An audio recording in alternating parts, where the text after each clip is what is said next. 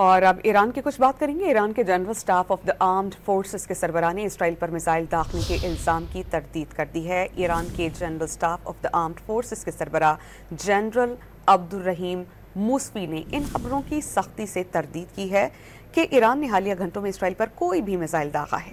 ایرانی سرکاری میڈیا کے مطابق جنرل موسوی نے واضح طور پر کہا کہ ایران جنگ بندی معاہدے پر عمل کر رہا ہے اور اس کے بعد کسی بھی قسم کی میزائل کارروائی انجام نہیں دی گئی۔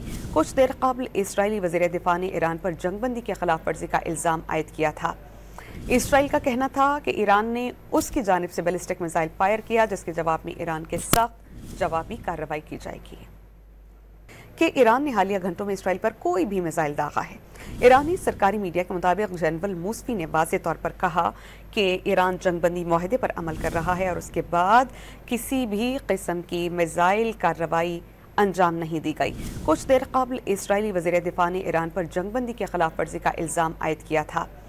اسرائیل کا کہنا تھا کہ ایران نے اس کی جانب سے بیلسٹک میزائل فائر کیا، جس کے جواب میں ایران کے سخت جوابی کارروائی کی جائے گی۔